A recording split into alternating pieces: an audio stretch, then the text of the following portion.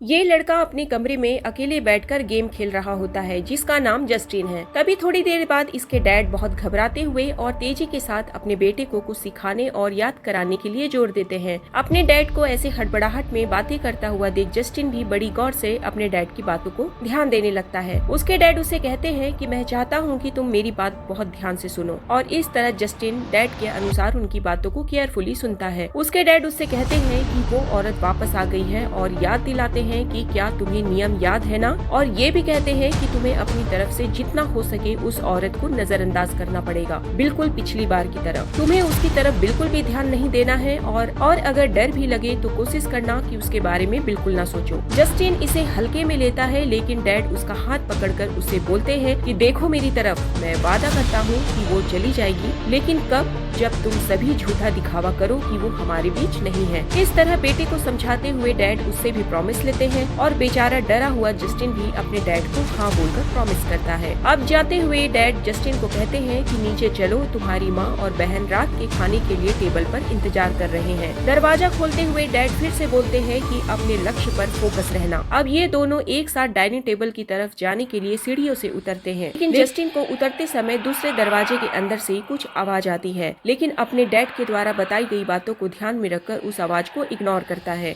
नीचे उतरकर डैड इसके बैठने के लिए चेयर खींचते हैं। ये सभी टेबल पर बैठे होते हैं। तभी माँ सभी से कहती है चलो अपना खाना खाओ, और इस तरह सभी लोग खाने की कोशिश तो करते हैं, लेकिन अंदर से डरे हुए से रहते हैं। डर से ध्यान भटकाने के लिए डैड अपनी बेटी एमिली से पूछते हैं कि आज मैथ्स का टेस्टिंग कैसा रहा। एमिली कहती है कि मुझे लगता है कि मैं पास हो जाऊंगी, और दूसरे ही पल कहती है कि शायद नहीं पता। डैड भी कहते हैं कि चलो ठीक है, अच्छी बात है। फिर अपनी पत्नी के द्वारा बनाए गए खाने की तारीफ करते हैं। पत्नी भी जवाब में धन्यवाद कहती है।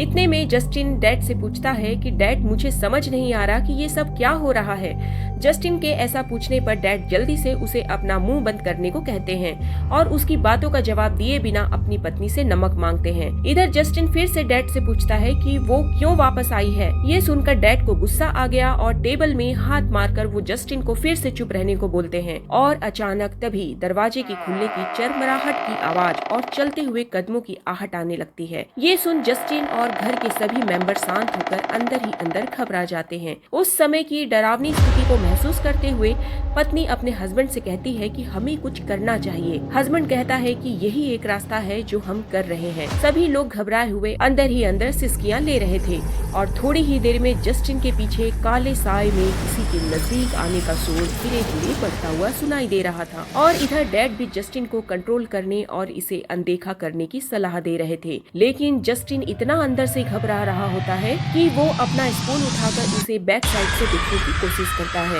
स्पून में उसकी काली डरावनी परछाई को आता देख डर से जस्टिन जल्दी से अपने स्पून को नीचे कर लेता है, और देखते ही देखते उस डरावनी चुड़ैल के डरावने लंबे लंबे नाखून वाले हाथ एमिली के कंधे पर आ जाते हैं। चुड़ैल एमिली के कंधों को बहुत देर तक और बहुत डरावने तरीके से पकड़ी हुई रहती है, और ये एहसास करते हुए एमिली अंदर ही अंदर डर से सिसकते रहती है और मदद के रूप में अपने डैड को बोलती है, लेकिन डैड भी कुछ नहीं कर सकते थे। डैड एमिली को नॉर्मल स्थिति बनाए रखते हुए अपनी थाली से खाना खत्म करने के लिए कहते हैं। दोनों बच्चे डैड की बातों को सुनकर प्लेट से खाना खाने लगते हैं। इधर माँ अपने हस्बैंड से कहती है कि हम कब तक इस तरह से करते रहेंगे, और तभी अचानक इस समय फोन की घंटी बजती है जो लगातार बज रही थी। माँ कहती है कि मैं फोन उठाने जा रही हूँ, और तुरंत उठकर फोन उठाने चली जाती है। इधर डैड अपने बच्चों को सिखाते हैं कि तुम लोग सीधे खाते रहो, इधर उधर मत देखो। थोड़ी ही देर में वो चुड़ैल एमिली के कंधे से हाथ हटाकर उसकी माँ की तरफ चली जाती है, और थोड़ी ही देर में इन्हें अपनी माँ की आवाज सुनाई देती है कि माँ उस काले साए वाले डरावने चुड़ैल से कहती है कि हमें अकेला छोड़ दो, हमारे परिवार को क्यों परेशान कर रही हो। अपनी पत्नी की आवाज को सुनकर डैड उसे आवाज लगाकर वापस टेबल पर आने के लिए कहते हैं, लेकिन तब तक माँ के जोर से चिल्लाने की आवाज आती है, मानो उसका कोई जोर से गला घोंट रहा हो। अपनी माँ की दर्दनाक चीखों को सुनकर जस्टिन से रहा नहीं जाता और वो दौड़कर अपनी माँ की तरफ जाता है। इधर डैड भी दौड़कर अपनी पत्नी को बचाने की कोशिश करते हैं, लेकिन दरवाजा बंद हो जाता है।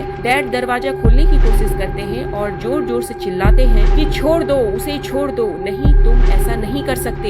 इधर इधर जस्टिन बहुत घबराते हुए अपनी माँ की दर्दनाक मंजर को महसूस कर रहा था। डैड जस्टिन को वापस टेबल पर जाने के लिए कहते हैं और अचानक से ही सब शांत हो जाता है और ऐसा लगता है कि दरवाजे से कोई टकरा रहा है और पल भर में तेजी के साथ दरवाजा खुल जाता है, जिसके कारण डैड जो दरवाजा खोलने की कोशिश कर रहे थे जोर से दूर जाकर फर्श पर गिर जाते हैं। अब इसी समय जस्टिन बिना पलक झपकाए उस दरवाजे की तरफ एक टक से देख रहा था और तभी एक भयानक सा शरीर दरवाजे से बाहर निकलते हुए एहसास होता है, जिसे जस्टिन एक टक से देखे जा रहा था। इधर एमिली जल्दी से दौड़कर उसका ध्यान अपनी तरफ करती है और बड़ी बहन होने के नाते अपने डैड की बातों को याद करने के लिए कहती है और कहती है कि बस इसे नजरअंदाज करो। एमिली जस्टिन को इस तरह समझाते हुए रहती है कि तभी जस्टिन एमिली की आंखों में लगे चश्मे से उस खतरनाक डरावनी चुड़ैल को अपनी तरफ आते हुए देखता है।